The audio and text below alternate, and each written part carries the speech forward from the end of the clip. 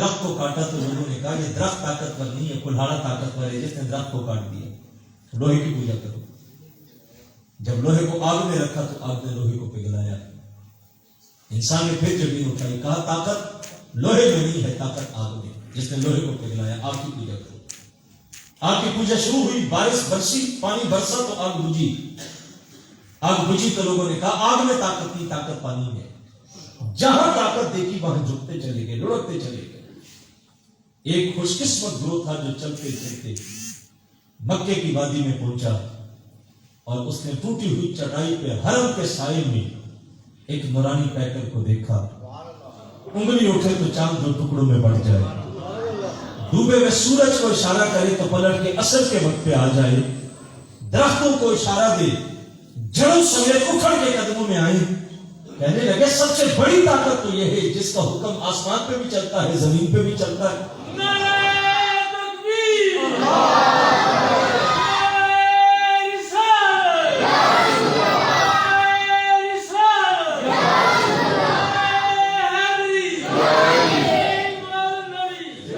جس کا حکم زمین و آسمان پہ چلتا ہے، آسمان والے بھی مان رہے، زمین والے بھی مان رہے، اور اس کی پوجا کریں۔ لیکن جب وہاں پہنچے تو کیا دیکھا؟ وہ جو سب سے بڑا تھا وہ بھی کسی اور کے سامنے سجدے میں پڑا تھا۔ لوگ اللہ کی ذات تک پہنچ گئے۔ اصل پاور وہ ہے جس کے سامنے یہ بھی جھک رہا۔ میرے امام کا لہجہ دیکھیں، اعلیٰ حضرت فاضل بریلوی علیہ رحمہ، سادہ ہے لیکن لفظوں کے اندر سادگی ہے، لیکن معنی کا لطافت بھی دیکھے جائے۔ اعلیٰ حضرت عظیم البرکت فرماتے فیض پہنچا اے رضا احمد پاک کا، فیض پہنچا اے رضا احمد پاک کا، ورنہ ہم کیا جانتے کہ خدا کون ہے۔ حضور آ کے خبر نہ دیتے تو کیا ہماری زمینیں پتھروں کے سامنے جھکی نہ ہوتی؟ کیا کسی درخت کی پوجا نہ کر رہے ہوتے؟ انسان کے اوپر غور کریں، انسانیت کی تاریخ پڑھے، شرمناک ہے، دردناک۔ سانپ اور کیچوا انسان کے معبود ہیں۔ حشرات الارض کی پوجا انسان نے کی ہے۔ سورج چاند ستارے جو اس کی نظر کے نظارے کے لیے بنائے گئے، ان کے سامنے انسان جھکتا رہا، پوجا کرتا رہا۔ اگر کوئی کہے کہ نہیں میں بڑا پڑھا لکھا تھا اور میں بڑا باشعور تھا، میں کہتا ہوں کہ وہ تو زمانے جہالتوں کا تھا نا جب حضور آئے تھے، ظلمتیں تھی۔ آج کے دور کی کہانی سنا رہا ہوں جو سائنسی عروج کا زمانہ ہے۔ یہ پھاٹک پار کر جائیں، انڈیا کا بارڈر، آپ کو پی ایچ ڈی ڈاکٹر ملیں گے، گائے کے پیشاب کو تبرک سمجھ لیں، چسکیا دیں۔ آپ کو پڑھے لکھے باشعور لوگ ملیں گے جو ہاتھ سے خود پتھر کا مجسمہ بناتے اور خوش کر کے اس کے سامنے سر جھکا دیتے۔ انہیں عقل شعور اتنا بھی نہیں کہ اس کو میں نے خود بنا کے دھوپ میں خوش کیا، یہ میرا معبود کیسے ہو۔ گائے کے پیشاب میں طب نہیں بتاتی کتنے مضر صحت جراثیم ہے، لیکن اس کو بابرکت سمجھ رہا ہے جبکہ ہے پی ایچ ڈی ڈاکٹر۔ تو کیا مطلب ہوا؟ اگر شعور سے اللہ کی ذات ملنی ہوتی، علم سے ملنا ہوتا تو یہ پہنچ جاتے۔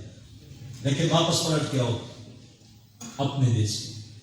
7 سال کا بچہ گلی سے گزرا، قریب سے گاڑی گزری، کوئی جانور گزرا اور اس نے پیشاب کیا اور کپڑوں پہ چھینٹا پڑ گیا۔ اس نے کپڑا پکڑا اور دوڑ لگائی ٹوٹی کے نیچے، اس کو ملا دھو کے صاف کیا، پوچھا بیٹا کیا ہوا؟ حضرت گزر رہا تھا، گزرتے گزرتے پیشاب کا چھینٹا پڑ گیا۔ میں نے کہا جلدی جلدی اس کو پاک کر لوں۔ بات ذرا سمجھنے والی ہے۔ ایک طرف پی ایچ ڈی ڈاکٹر گائے کے پیشاب کو تبرک سمجھ رہا ہے، اور یہاں 7 سال کا بچہ کپڑوں پہ گائے کے پیشاب کا چھینٹا بھی گوارا نہیں کرتا، اس کو بھی دھو رہا ہے۔ فرق کیا ہے؟ آواز آئی ہے بچہ، لیکن اس کے ہاتھوں میں مصطفیٰ کا دامن ہے۔ اس کو شعور زندگی ملا ہے کہ زندگی کیسے گزارنی ہے۔ باقی پلیدی کا اس کو جب وہ فرق واضح ہو گیا ہے، اگرچہ وہ ڈاکٹر ہے لیکن اس کے ہاتھوں میں مصطفیٰ کا دامن نہیں، اسے کچھ نہیں مل سکتا۔ حضور اگر نہ آتے تو زمانے میں اندھیرا ہوتا۔ تاریخ عرب کو پڑھیں، باپ کا انتقال ہوتا، اولاد جب ترکہ بانٹتی تو سکی ماں ترکے میں بڑھتی تھی۔ ایک بیٹا جائیداد پکڑتا، ایک مال لیتا، ایک کاروبار لیتا، اور ایک بیٹے کے حصے میں ماں آتی۔ وہ ماں کو پکڑتا اور صبح منڈی میں فروخت کے لیے کھڑا کر دیتا۔ عرب میں انسانوں کی منڈیاں ایسے لگتی تھی جیسے جانوروں کی منڈیاں ہمارے یہاں لگتی ہیں، اور بیٹا کھڑا ہو کے ماں کے بارے میں لوگوں کو بتاتا کہ ماں برائے فروخت، گاہک آتے ماں کو دیکھتے، بیٹا چلا کے کہتا چلا کے دیکھے، وزن اٹھا لیتی ہے، تیز رفتار ہے، سمجھدار ہے، باشعور ہے، کیوں تعریف کرتا کہ ریٹ اچھا لگ جائے؟ اور ماں مجبور تھی بیچارہ، معاشرے کے ہاتھوں بول نہیں سکتی تھی، لیکن درد تو تھا۔ کون بیچ رہا ہے جس کو 9 مہینے پیٹ میں اٹھا کے رکھا؟ کون بیچ رہا ہے جس کو جگر کا خون دودھ کی صورت میں پیش کیا؟ کون سودا کر رہا ہے جس کو سردی کی ٹھٹھرتی راتوں میں جب پیشاب کرتا تو ماں اٹھا کے خشک جگہ پہ رکھتی اور خود اپنے آپ کو گیلی جگہ پہ رکھتی کہ میرا لال سکون سے رہے؟ جب ایک گاہک آیا واپس گیا، دوسرا آیا واپس گیا، اور شام ہوئی اور ریٹ اچھا لگا تو بیٹے نے ماں دے دی اور دیرمو دینار پکڑے اور معاشرے میں آ کے زمانے کو بتایا آج منڈی میں ریٹ بڑا اچھا تھا، ماں کو اتنے میں بیچ کے آیا، مائیں بک رہی تھی، سودے ہو رہے تھے، رشوہ ہو رہی تھی، میرے حضور آئے، آسمانوں سے جنت کو کھینچ کے ماں کے قدموں کے نیچے رکھا۔ بیٹوں سے کہا نادان، ماں بیچنے کی چیز نہیں ہے، تمہاری جنت اس کے قدموں کے نیچے۔ الجنت تحت اقدام الامہات، الجنت تحت اقدام الابوین، یہ میرے نبی کی ولادت کا پیغام تھا۔ بدقسمت ہے وہ جوان جو باپ کی آنکھوں میں آنکھیں ڈال کے کھڑا ہوتا ہے، بدقسمت ہے وہ بیٹا جو ماں کو کہتا ماں گھر کا ماحول خراب نہ کر، 2 وقت کی روٹی کھا، آرام سے اپنا وقت گزار۔ بدقسمت ہے وہ بیٹا جو باپ کو کہتا ہے آپ نے ہمارے لیے کیا کیا؟ میرے اور آپ کے آقا مولا صلی اللہ علیہ وسلم نے فرمایا ماں باپ زندہ، ماں باپ راضی ہیں تو سمجھ لو عرش کا رحمان بھی راضی ہے، اور ماں باپ راضی نہیں ہے تو عرش کا رحمان بھی راضی نہیں ہوتا۔ یہ میرے نبی کا اٹل فیصلہ ہے۔ ماں راضی ہے، عرش کا رحمان راضی ہے۔ ماں راضی نہیں ہے، باپ راضی نہیں ہے، جو مرضی کر لے عرش کا رحمان کبھی راضی نہیں ہے۔ اب عائشہ صدیقہ رضی اللہ تعالیٰ عنہ فرماتی، پوچھا گیا یا رسول اللہ صلی اللہ علیہ وسلم والدین کیا ہے؟ حضور چاہتے تو گھنٹوں تشریح کرتے، 2 لفظوں میں جواب دیتے، فرمایا جنت بھی اور جہنم بھی۔ آج جوان کہتا ہے جو پیسہ میں نے کمایا، جیسا گھر میں نے بنایا، جیسی گاڑی میں نے خریدی، جیسا نام میں نے کمایا، میرے باپ کے پاس تو نہیں تھا۔ میں مانتا ہوں کہ جیسی تعلیم جوانوں تم نے حاصل کی وہ باپ نہیں کر سکتا، جیسی دولت تم نے کمائی وہ باپ نہیں کر سکا، جیسا لباس تم نے پہنا وہ باپ نہیں پہن سکا، جیسا عالیشان گھر تم نے بنایا وہ باپ نہیں بنا سکا، جیسے تمہارے نام کو شہرت ملی تمہارے باپ کو گلی محلے میں کوئی جانتا نہیں تھا۔ سب کچھ ٹھیک ہے، لیکن 2 لفظوں کے لیے، 2 لمحوں کے لیے جائیداد بھی سائڈ پہ رکھو، کوٹی بھی سائڈ پہ رکھو، گاڑی بھی سائڈ پہ رکھو، لباس بھی سائڈ پہ رکھو، اپنا معاشرتی اسٹیٹس بھی سائڈ پہ رکھو، اور اس وقت پہ چلے جاؤ جب تم پہلے دن کتابیں پکڑ کے اسکول گئے تھے۔ بتاؤ تمہاری فیس اسکول کی کس نے ادا کی تھی؟ یہ بابا ہی تھا جو سارا دن بوریاں اٹھاتا اور کہتا میں نہیں پڑھ سکا، لیکن میں کہتا ہوں میرا بچہ اچھے اسکول میں پڑھے۔ نعرہ تکبیر،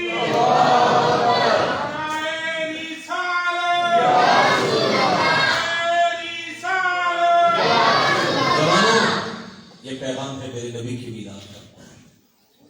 زمانے میں جو مرضی کرو، ماں اور باپ کے ساتھ کبھی بھی مت نہ لگو، ان کو کبھی دکھ نہ دو، ان کے سامنے کبھی اونچا نہ بولو۔ یار تمہارے اسٹیٹس ہوں گے، تمہارا معیار ہوگا، تمہارے نام کی شہرتیں ہوں گی، لیکن باہر ہوں گی۔ جب ماں باپ کے سامنے آؤ تو پھر ان کے سامنے اپنے بازو بچھا دیا کرو، ان کے سامنے اف نہ کرو، ان کی آواز سے آواز کو اونچا نہ کرو۔ میں اس بوڑھے کو جانتا ہوں جو سارا دن ٹوکریاں اٹھاتا، مزدوری کرتا، اور جب دوپہر کو چھٹی ہوتی تو ساتھی کھانا کھانے چلے جاتے تو وہ اسی مکان میں بیٹھ جاتا کہ آدھا گھنٹہ چھٹی ہے تو وقت گزر جاتا۔ 1 دن 2 دن 3 دن گزرے تو کسی نے پوچھا کہ بھائی سارے کھانا کھانے چلے جاتے ہیں تو نہیں جاتا؟ اس نے نگاہیں نیچی کر کے کہا کہ یہاں مہنگائی زیادہ ہے، میں کہتا ہوں چلو 1 وقت کے پیسے بچ جائیں گے، بچوں کے کام آئیں گے۔ مجھے بتاؤ جس نے اولاد کے لیے دوپہر کو کھانا نہیں کھایا کہ یہ 100 روپے بچے گا تو بچوں کے کام آئے گا، اب وہ بچہ جوان ہو کے کہے بچے آپ کو بولنا نہیں آتا، آپ کو بولا کرے، اس باپ کی کائنات نہیں اجڑتی؟ جس ماں نے گھروں میں جا کے برتن دھوئے، جھاڑو دیے، فیکٹریوں میں جھاڑو دی، لوگوں کے گندے برتن دھوئے، گندے کپڑے دھوئے، اس غرض سے کہ میرے بچے ہیں، کچھ کما لوں گی تو کام چلے گا، گھر چلے گا، بچے جوان ہوں گے، اور بچہ جوان ہو کے کہے ماں چپ کر کے اپنا وقت گزارا کر، جو گھر میں ہوتا ہے ہونے دے۔ بتاؤ اس ماں کی کائنات نہیں اجڑتی؟ کتنی اذیتیں ماں نے سہی، کتنے دکھ سہے۔ کسی نے کہا تھا شہر میں آ کر پڑھنے والوں بھول گئے ہو کس کی ماں نے کتنا زیور بیچا تھا۔ مائیں گھروں کے زیور بیچتی ہیں، مائیں گھر کے ڈنگر فروخت کرتی ہیں کہ بچہ باہر چلا جائے، اس کی زندگی بن جائے، ہم تو وقت گزار بھی نہیں گئے، اور بچے کی ٹوڑ بدل جائے، بچے کا لہجہ بدل جائے، بچے کا انداز بدل جائے۔ میں کہتا ہوں کبھی رات کا پچھلا پہر ہو، روڈ پہ چلے جائیں، مین چوک میں، ہمارا چونکہ سلسلہ ایسا ہے کہ مقصد رات کو ہی شہروں سے گزرتے، رات کا پچھلا پہر ہے، سخت سردی ہے، اور بابا فروٹ کی ریڑھی لگا کے بکل چادر کی مار کے بیٹھا ہوا ہے۔ مجھے بتاؤ، دل سے پوچھ کے بتاؤ، رات کے 2 بجے فروٹ لینے کون آتا ہے؟ رات کے 2:30 بجے گاہک کہاں سے آئے گا جو خریدے گا کیلا اور فروٹ؟ لیکن وہ رات کے 2 بجے بھی روڈ پہ بیٹھا ہے کہ کچھ بک گیا تو بچوں کا بنے گا، اور بچے بند کمروں میں سو رہے ہیں سردی میں، اور وہ بچے کل کو جوانوں کے باپ سے کہیں آپ نے ہمارے لیے کیا کیا تھا؟ بتاؤ اس باپ کی کائنات نہیں اجڑتی؟ صاحبوں، جب تک رسول اللہ کے لائے ہوئے پیغام کو عملی جامہ نہیں پہنائیں گے، معذرت چاہوں گا، خشک ناروں سے کبھی کچھ حاصل نہیں ہوتا۔ غلامی رسول میں موت بھی قبول ہے، لیکن 5 وقت کی نماز قبول نہیں ہے۔ کیسے یہ محبت قیامت کے دن کام آئے گی؟ میرے نبی کے سامنے جب ایک صحابی جا کے کہتے ہیں حضور متی الساعہ، حضور قیامت کب آئے گی؟ اللہ کے محبوب فرمایا قیامت کو پوچھنے والے تیاری کیا کی ہے؟ عرض کہ اللہ اس کے رسول سے محبت کرتا ہوں۔ تو میرے نبی نے اگلا جو جملہ کہا تھا وہ امت کے لیے پیغام تھا، کہا اللہ اور اس کے رسول سے محبت کرتا ہوں۔ میرے نبی فرمایا سجدوں سے میری مدد کرنا، محبت کرتا ہے سجدہ نہیں چھوڑنا، سجدے سے میری مدد کرنا۔ میں اور آپ آج دیکھیں ہم کہاں کھڑے۔ میرے نبی نے جو پیغام دیا تھا دنیا کو آ کے، کیا یتیموں کو دھکے نہیں دیے جاتے تھے؟ میرے حضور نے آ کے یتیموں کو سینے سے لگایا۔ کیا بیواؤں کے ساتھ ناروا سلوک نہیں ہوتا تھا؟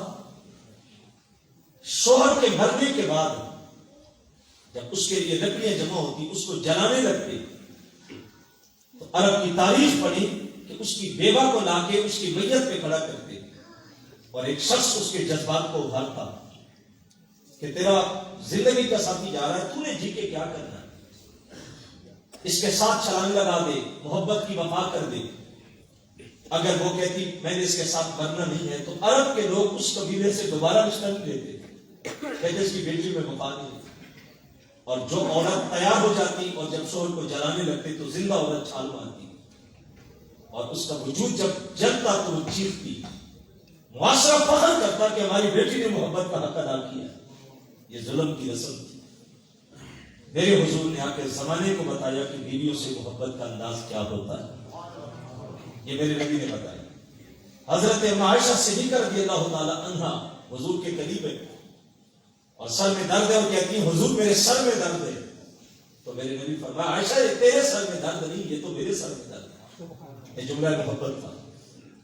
حضرت عائشہ صدیقہ رضی اللہ تعالیٰ عنہ فرماتی ہیں گھر میں حضور داخل ہوئے تو میں پانی پی رہی تھی، لبوں کے قریب پہ اللہ تھا، پی رہی تھی، تو حضور نے آواز دے کے کہا عائشہ میرے لیے بھی چھوڑنا۔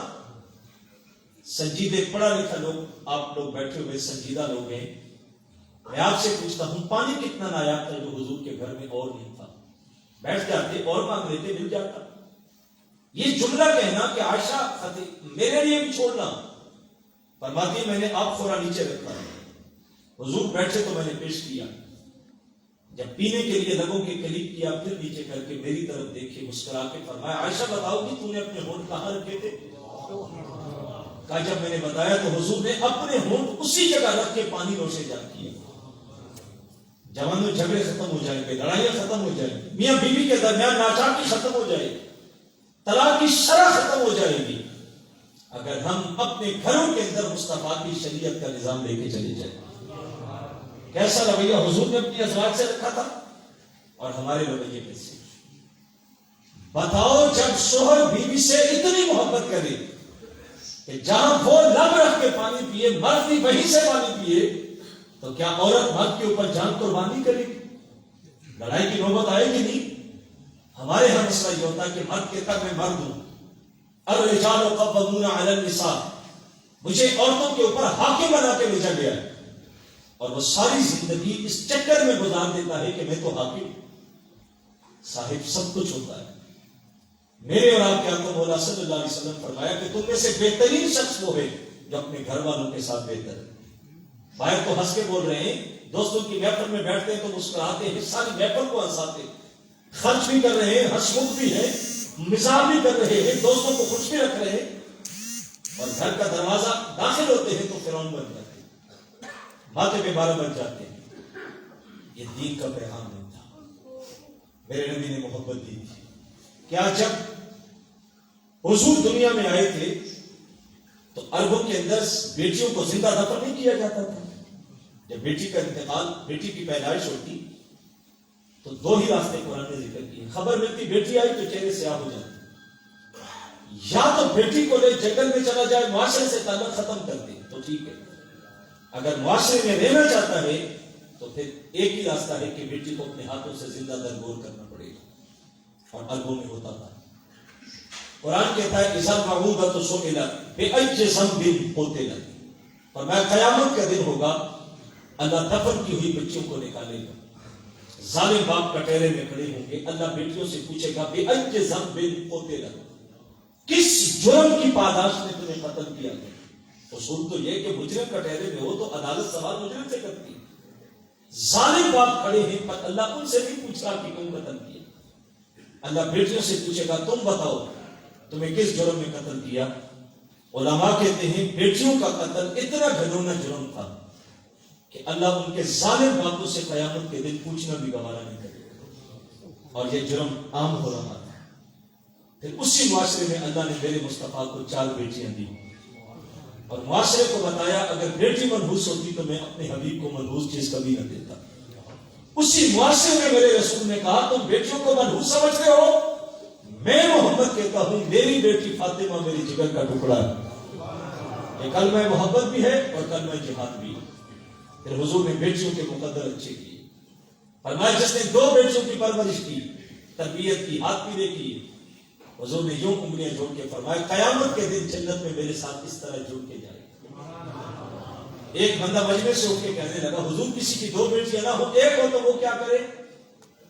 اب جو سنجیدہ اور پڑھے لکھے لوگ ہیں بات کو سمجھیں گے، ذرا اس کی پشت میں جائیے گا اور اس جملے کے پیچھے حسرت دیکھیے گا کہ جو معاشرہ پہلے ایک بیٹی کا وجود بھی گوارا نہیں کرتا، جب حضور نے جنت کی بشارت دی جس کی ایک ہے وہ آرزو کرتا ہے کاش آج میری بھی 2 ہوتی، اور یہ احساس مجھے بھی نصیب ہوتا۔ لیکن میں 2 لمحوں کے لیے آپ کو روکنا چاہوں گا اور بس یہ اختتامی جملے میں آپ کو روک کے ایک پیغام دوں گا۔ میرے نبی نے بیٹیوں کے لیے اعزاز بخشا، بیٹیاں جتنا باپ سے محبت کرتی ہیں اتنا بیٹا نہیں کرتا، یہ اٹل حقیقت ہے۔ میرے حضرت فرماتے ہیں گھر کی رونق بیٹی سے ہوتی ہے، بیڑے کے صحن کی رونق بیٹی سے ہوتی ہے، باپ کے جنازے کی چارپائی کی رونق بیٹی ہوتی ہے۔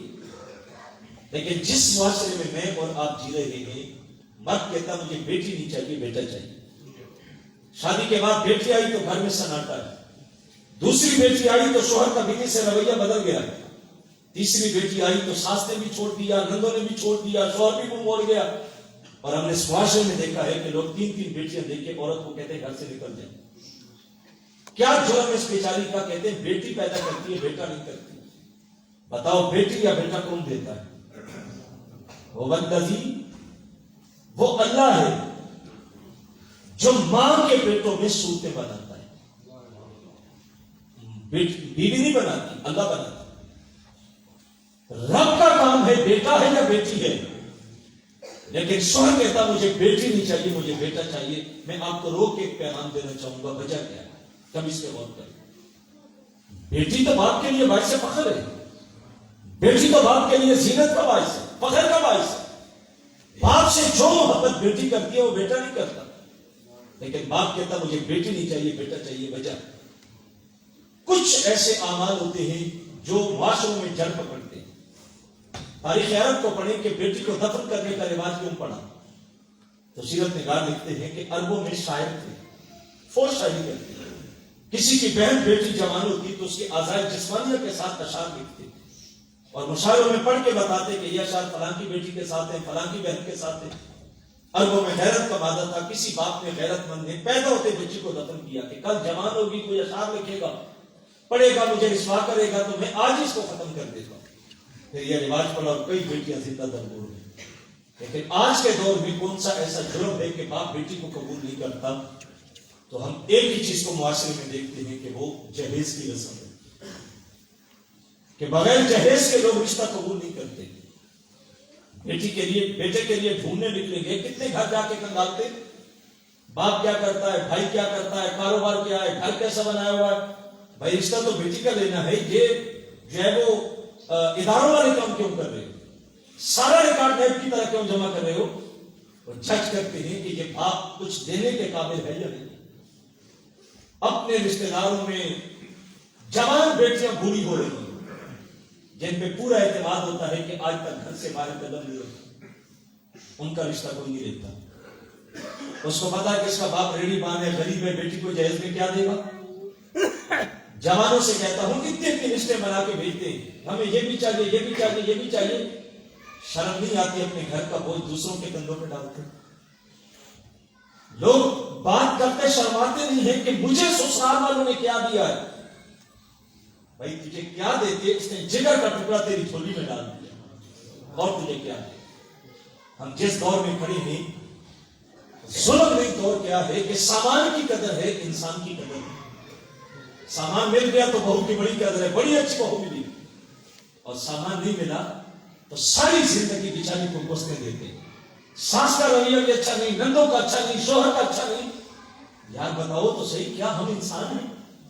کیا ہم مسلمانوں کے معاشرے میں رہ رہے ہیں؟ کیا ہمیں اللہ اس کے رسول نے یہ تعلیم دی تھی جو آج ہم نے آپ کر دی؟ خدا کے لیے ان ظلم بھری رسموں سے نکلے. آئیے دید رسول کے قرب میں جائیں. جدید ہمارے لیے امن کی خیرات لے کے آیا. ہم اگر چاہتے ہیں کہ ہمارے حالات بہتر ہو جائیں, ہمارے گھروں میں سکون آ جائے, ہمیں امن کی زندگی نصیب ہو جائے, ایک ہی راستہ رکھا گیا ہے, لقد کان لکم فی رسول اللہ اسوۃ حسنہ. ہمارے پچھلے دنوں ایک عالم دین تشریف لائے, بہت بڑا نام تھا, بڑی خوبصورت ایک بات کہی, آخری بات کہتے ہیں میں دیار خیر میں گیا کسی پروگرام پہ, تو مجھے ایک بزرگ ملے, کہنے لگے کہ ہمارے ہاں یہاں ایک بین الاقوامی وضاحت ایک کانفرنس ہوتی ہے جس میں سارے لوگ شامل ہوتے ہیں. تو وہ کہتے ہیں کہ میں بھی اس کانفرنس میں چلا گیا. جب نماز کا وقت آیا تو ہم مسلمان صاحب پہ چلے گئے نماز پڑھنے, بات سننے والی. کہتے ہم نے نماز پڑھی, نماز پڑھ کے واپس آئے. دوبارہ کانفرنس شروع ہوئی تو غیر مسلم اسکالر میرے ساتھ بیٹھا تھا, مجھے کہنے لگا ایک بات پوچھوں. میں نے کہا پوچھو. کہنے لگے جب تم نماز پڑھ رہے تھے تو ایک جملہ آپ نے کہا, پیچھے جتنے لوگ کھڑے تھے سب نے انگوٹھے چوم کے آنکھوں پہ لگائی, یہ کیا تھا؟ وہ کہتے میں نے اسے کہا یہ ہمارے نبی کا نام ہے. جب کسی کے لبوں پہ آتا ہے تو امت اسلام کو چومتے ہیں, یہ ہمارا اپنے نبی سے محبت کا انداز ہے. کہتے بات ختم ہو گئی, کانفرنس ختم ہوئی, وہ اپنے گھر, ہم اپنے گھر. آئندہ سال جب دوبارہ ہم اس کانفرنس میں گئے اور نماز کا وقفہ ہوا تو ہم نماز پڑھنے چلے گئے. تو میں نماز پڑھ کے جب پیچھے مڑا تو میری حیرت کی انتہا کہ ہمارے پیچھے وہ اسکالر بھی بیٹھ کے نماز پڑھ رہا ہے. میں نے اسے کہا کہ صاحب ایک سال میں قلب و نگاہ کے زاویہ بدل گئے, کیا ہوا؟ پچھلے سال ان میں بیٹھے تھے, آج ہمارے ساتھ مسلمانوں, کیا بنا؟ کہنے لگا آپ کو یاد ہوگا کہ میں نے آپ سے پوچھا تھا کہ آپ نے نام لیا, سب نے انگوٹھے چومے, کیا تھا؟ تو آپ نے کہا تھا ہمارے نبی کا نام ہے. کہنے لگا میں نے گھر جا کے سوچا جس نبی کے نام کو امت 1400 سال کے بعد بھی چوم رہی ہے اور اتنا پیار کر رہی ہے تو پڑھنا تو چاہیے کہ وہ نبی تھا کیسا.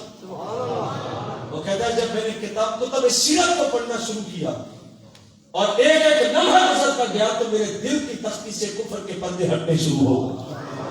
اور میں نے کہا اتنا خوبصورت نظام مصطفیٰ حضور لے کے آئے تھے اور ہم ابھی تک اس سے دور ہیں. صاحب جب سیرت کے قریب پہنچیں گے لڑائیاں ختم ہو جائیں گی, فسادات ختم ہو جائیں گی, بغاوتیں ختم ہو جائیں گی, نفرتیں ختم ہو جائیں گی. کیوں؟ میرا نبی وہ ہے جس کو پتھر طائف میں مارے گئے, لیکن جب 9 ہجری میں طائف کے سردار مکے میں آئے, مدینے میں آئے اور حضور سے کہا گیا حضور طائف کے سردار آ گئے, خیمے کہاں لگائیں؟ میرے نبی فرمائے جو سب سے بڑا سردار ہے جس کے کہنے پہ پتھر مارے گئے اس کا خیمہ میری مسجد کے اندر لگا, باقیوں کے باہر لگا. اور میرا نبی 5 وقت مصلی پہ نماز پڑھ کے نکلا, اس کے خیمے میں جا کے حضور پوچھتے ہیں میرے شہر میں آئے ہو کوئی تکلیف تو نہیں؟ مجھے ذرا یہ بتائیے یہ پیغام کس کے نام؟ جس سے پتھر مارے نبی اس کو بھی پوچھ رہا ہے, عزتیں دے رہا ہے. اور آج ہمارا حال یہ ہے کہ بھائی بھائی سے عید کے دن بھی سلام نہیں دیتا, ایک گھر میں رہنے ایک اوپر ایک نیچے, اور 10 سال گزر گئے بھائی بھائی سے کلام ہی نہیں کرتا. بتائیے گا یہ سیرت کی روشنی کس کے لیے تھی؟ یہ نبی کا ایک ایک عمل ہمارے لیے تھا. کاش کہ ہم اس دین کو اپنی زندگی میں اتارنے کے لیے آگے بڑھے. میں شکر گزار ہوں اپنے میزبان عالی مرتبہ جناب عمران کیانی صاحب کا, ان کی پوری ٹیم کا, جنہوں نے آج اس مختصر سے وقت میں اتنی خوبصورت محفل یہاں پہ منعقد کی. اللہ کو جزائے جزیل عطا فرمائے. انشاءاللہ العزیز آنے والے 13 تاریخ کو 13 مارچ کو ہمارے گجرانوالہ مرکز مصطفیٰ کے اندر عظیم الشان سالانہ مصطفی اجتماع منعقد ہوتا ہے, جس میں ہزاروں لوگ قرب و جوار سے چل کے آتے ہیں الحمدللہ.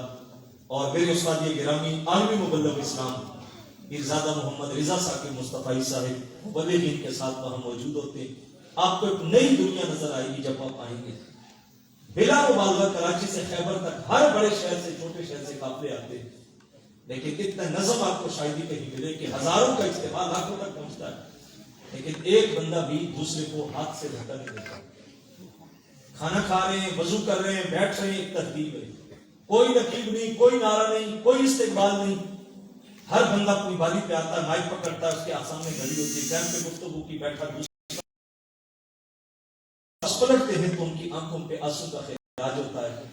ایک دفعہ میں آپ سے دعوت دوں گا کہ آنے والی 13 تاریخ کو تشریف لائیے گا. ہمارے بھائی موجود ہیں, کوئی ساتھی آنا چاہے تو رابطہ کر سکتے ہیں. گاڑی کا کوئی مسئلہ ہوگا تو انشاءاللہ ادارہ آپ کے لیے کوئی نہ کوئی انتظام بھی کرے گا. آپ ضرور دعوت دیجیے گا, دوستوں کو ضرور آئیے گا. میں انہی کلمات کے اوپر آپ سے رخصت ہوں گا. عشاء کے بعد راولپنڈی اجتماع ہے, وہاں پہنچنا ہے. قبلہ پیر صاحب زیدہ مجدہ تشریف فرما ہے, انشاءاللہ آپ کو قرآن اندازی کی پرچیاں بھی نکالیں گے. کیا خبر کہ کس کو آج مدینے کا بلاوا آتا ہے؟ یہ تو دل کی دھڑکنوں کے ساتھ جڑا ہوا ہے نا. کس کے اندر کتنی تڑپ ہے, کتنی محبت ہے اور کتنے آنسو ہیں. تو ظاہر ہے کہ پھر بلاوا آئے گا تو مدینے پہنچے گا. اور ہمارے میزبان عالی مرتبہ نے یہ اہتمام بھی کیا ہے کہ 2 لوگوں کو غالباً عمرے کا ٹکٹ دیا جائے گا. آپ لوگوں نے اسی نظم کے ساتھ جیسے بیٹھے ایسے ہی بیٹھنا. انشاءاللہ بچے نکلیں گے, اس کے بعد قبلہ پیر صاحب دعا فرمائیں گے. اور میں انہی کلمات کے اوپر آپ سے اجازت چاہوں گا. وما علیہ الا البلاغ.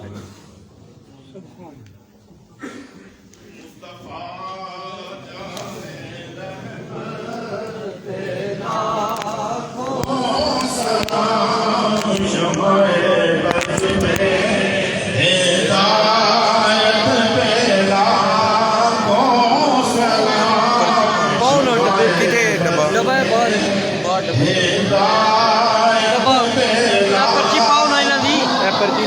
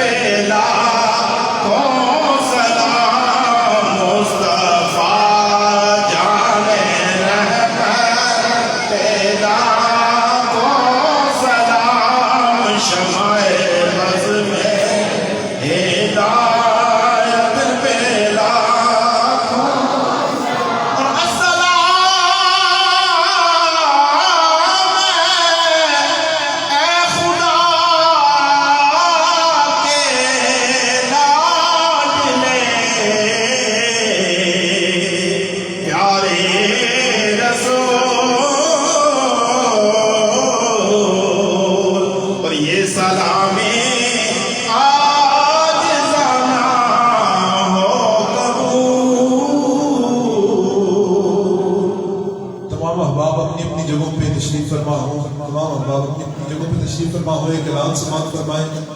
کوٹھی کا اعلان ہے قاری سجاد محمود صاحب کے بھائیزا اور راجہ عمران صاحب کے تایا جان راجہ مظفر علی رضائی لائن سے وفات پا گئے ہیں۔ انا للہ و انا الیہ راجعون، جن کی نماز جنازہ کا اعلان بعد میں کیا جائے گا۔ اور ایک اور اعلان ہے کہ قاری سجاد صاحب کا گھر جو کل محفل تھی وہ انشاءاللہ ختم کل پہ محفل ہوگی۔ انا للہ و انا الیہ راجعون۔ اللہ تعالیٰ مرحوم کی مغفرت فرمائے۔ انشاءاللہ کچھ دیر تک قرآن نازل کی جائے گی۔ امام احباب الحمد لله وكفى والصلاة والسلام على عباده الذين اصطفى أما بعد فاستعذ بالله السميع العليم من الشيطان الرجيم بسم الله الرحمن الرحيم میرے واجب الاحترام بزرگوں بھائی دوستو السلام علیکم ورحمۃ اللہ وبرکاتہ۔ پیر صاحب کی موجودگی میں بول نہیں سکتا، نہ بولنے کی طاقت رکھتا ہوں کہ پیر صاحب کی موجودگی میں کچھ الفاظ بول سکوں، لیکن چند آپ کے ساتھ باتیں کرنی ہے۔ پہلی بات تو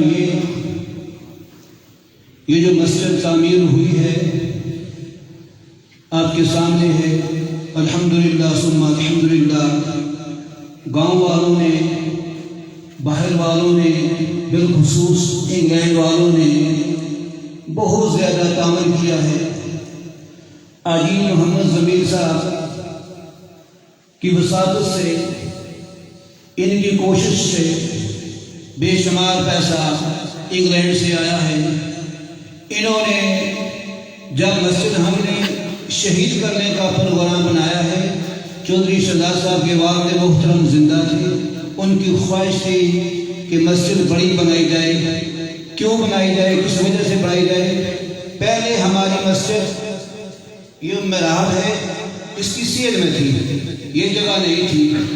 اللہ تبارک و تعالیٰ کی ذات، چودھری میاں چودھری الطاف صاحب، ان کی چاچی صاحبہ چودھری علی اصغر، چودھری امد خان صاحب، چودھری محمد افضل، ان کی والدہ محترمہ کو اللہ تبارک و تعالیٰ کی ذات جنت الفردوس میں اعلیٰ مقام عطا فرمائے۔ 1990 کی بات ہے، میں مائی صاحبہ کے پاس گیا، میں نے کہا مائی صاحبہ آپ ادھر نہیں رہتے، ہمیں جگہ دے دو مسجد کے لیے اور 2 لاکھ روپیہ لے لو۔ انہوں نے کہا کہ نہیں دینی۔ میں واپس آ گیا، پھر 2 سال کے بعد 3 سال کے بعد ہم نے یہاں پر برآمدہ بنایا، برآمدے کے ساتھ تھوڑی سی کون تھی۔ میں مائی صاحبہ کے پاس گیا کہ مائی صاحبہ تھوڑی سی ہم نے دیوار سیدھی کرنی ہے، تو مائی صاحبہ آؤ مسجد میں۔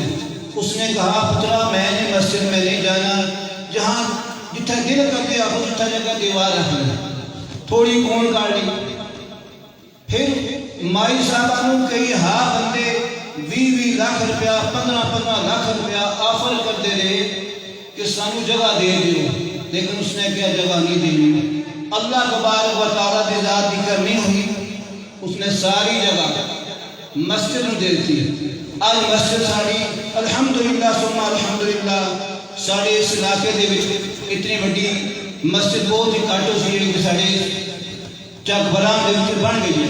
یہ ساری دعاواں سارا کچھ چودھری علی اصغر صاحب، چودھری احمد خان صاحب، چودھری افضل صاحب، چودھری محمد خان مرحوم المعروف بابو، چودھری میاں خان صاحب، چودھری الطاف صاحب، انہوں نے اہل خانہ سارا جگہ سوال جتنے اسی اس جگہ دے سجدہ کرساں، جتنی دیر جا کو سجدہ کرتے جاساں، اللہ تبارک و تعالیٰ کی ذات انہوں کی روحاں سواب پہنچاتا رہتی۔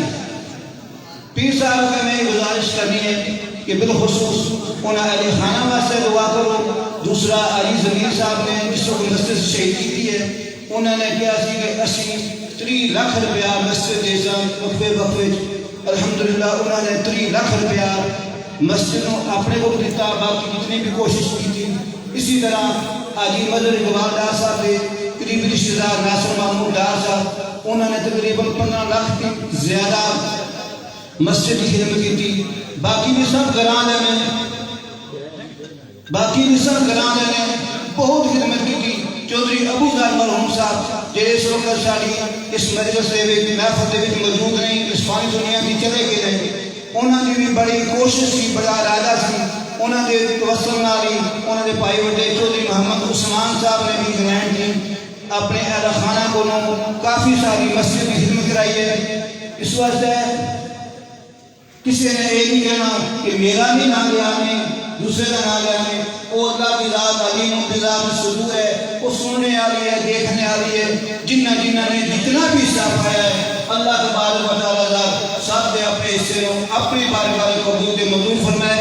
جن کے کارپٹ پہ ہے آج 3 دن پہلا چودھری محمد اسلم صاحب، بابا میردین مرحوم کے بیٹے بڑے چودھری محمد اسلم صاحب، انہوں نے کیا سی آج 3 سال پہلا کہ جس وقت بھی تسی حکم کرو اسی مسجد میں کارپٹ پاساں، انہوں کا بچہ آیا تھا محمد طیب، اس نے 3,06,100 پر بھی مسجد میں کارپٹ پایا ہے۔ انہوں نے بھی دعا فرمانی ہے، اللہ تبارک و تعالیٰ ذات انہوں نے بھی جتنے عزیز و اقربا اس فانی دنیا سے رخصت ہو چکے ہیں، اللہ تبارک و تعالیٰ ذات انہوں نے بخشش فرمائے۔ میاں محمد عمران صاحب نے آج 2 سال پہلا اعلان کیا سی کہ جدوں بھی مسجد تعمیر ہو گئی انشاءاللہ میں ایک عمرے کا ٹکٹ دیساں، لیکن حالات بدلتے گئے، یہ کاروبار برکت آ گئی، اس نے اعلان کیا کہ میں 2 عمرے کے ٹکٹ دیساں پورا اندازے دے وچوں۔ اگر کسی غریب آدمی کا نکل آیا جڑا بچہ بندہ پاسپورٹ نہیں بنوا سکتا، وہ پاسپورٹ بھی بنا سی اور اس کا کچھ نہ کچھ اگلا خرچہ بھی انشاءاللہ برداشت کر سی۔ اگر کسی ایسے بندے کا قرآن داری جو نہ نہیں کرایا، یہ کیا معلوم جسے چاہا اپنے در پہ بلا لیا۔ یہ بڑے کرم کی بات ہے، یہ بڑے کرم کی بات ہے، یہ بڑے نصیب کی بات ہے۔ جس کو چاہے اللہ تبارک و تعالیٰ کی ذات اپنے در پہ بلا لے۔ کملی والے آقا نامدار صاحب الولاد محمد رسول اللہ صلی اللہ علیہ وسلم اپنے در پہ بلا لے، یہ بڑے نصیب کی بات ہے، یہ بڑے کرم کی بات ہے۔ اب میں التماس کروں گا پیر صاحب سے کہ وہ قرآن اندازی میں سے جی اس سب نے کر دیا۔ میاں صاحب فرماتے ہیں کہ سب کا نام لو، جتنے بندے نے بھی باہر دینے یا گھراں دینے جتنا تعاون کیتا ہے مسجد میں، اللہ تبارک و تعالیٰ ذات سب کے تعاون ہو اپنی بارگاہ عالیہ دے قبول تے منظور فرمائے۔ میں ان کو گزارش کروں گا پیر صاحب ہے کہ وہ اپنے دستے مبارک دلال قرآن داری کر دیں، اس کے بعد دعا فرما دے۔ دوسرا لنگر صاحب واسطے تیار کیتے ہیں، مہربانی کر کے لنگر ضرور لے کے جانا۔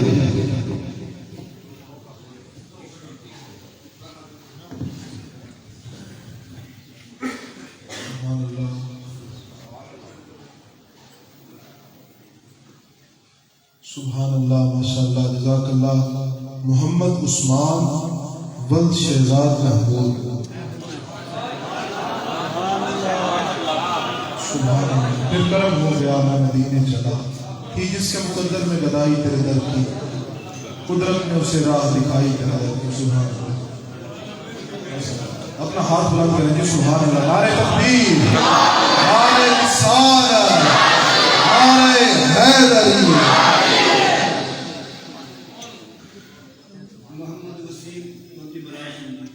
محمد وسیم ولد ابرار حسین، سبحان اللہ، ماشاءاللہ، سبحان اللہ جی، ماشاءاللہ۔ مبارکباد جی مسافران مدینہ کو اللہ تعالیٰ آپ کو مدینہ پاک کی عبادت حاضر نصیب فرمائے۔ اللہ تعالیٰ سے دعا ہے عمران صاحب کی اس کاوش کو اللہ تعالیٰ قبول و منظور فرمائے، اور تمام اہلیان علاقہ کو اس خوبصورت مسجد کی تعمیر پہ میں مبارکباد پیش کرتا ہوں۔ اب انشاءاللہ قبلہ پیر صاحب دعا فرمائیں گے، اس کے بعد انشاءاللہ لنگر تقسیم کیا جائے گا۔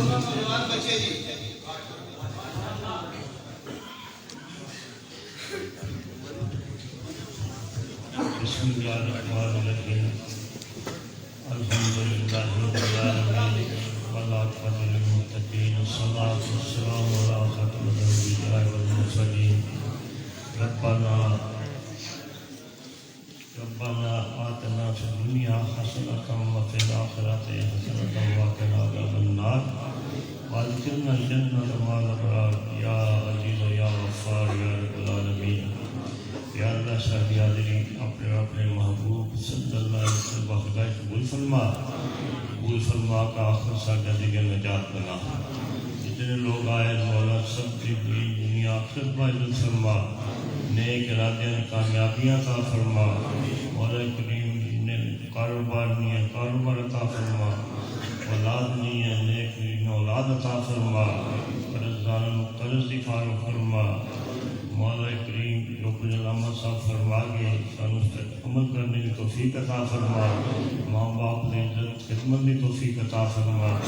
یا اللہ اس مسجد کو ہمیشہ قیامت تک اپنے محبوب صلی اللہ علیہ وسلم نے ذکر نال آباد فرما. مولا جتنے قاری صاحب نے نام لے جنہوں نے نام نہیں لے سکے جنہوں بھی جس طرح کا بھی سب آیا مولا سب کو اجر عظیم عطا فرما. جتنے نزیر رشتہ والداد والدین فوت ہوئے مولا سب کی مغفرت فرما. جنت الفردوس اعلیٰ مقام عطا فرما. درجات بلندیاں عطا فرما. یا اللہ جس شوق محبت نال تیرا گھر بنایا اسے شوق اور محبت نال اس کو آباد کرنے میں توفیق عطا فرما. مولا کریم سب سے دین دنیا واجب فرما. جتنے لوگوں مسجد جس طرح کا حصہ پایا انہوں نے مال جان ایمان اولاد اس کا حفاظت فرما. مولا کاروبار کی برکت عطا فرما.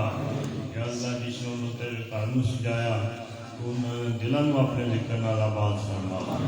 اس وقت جو بھی کسی دن نیک ارادے مولا سب دے ارادے پورے فرما.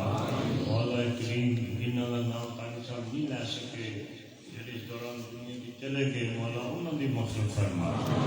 جتنے لوگوں جتنا بھی سب آیا خداوند کریم اپنی شان کے مطابق اجر عظیم عطا فرما. آمین. پھر وارحم وانت خیر الراحمین. میرا فرات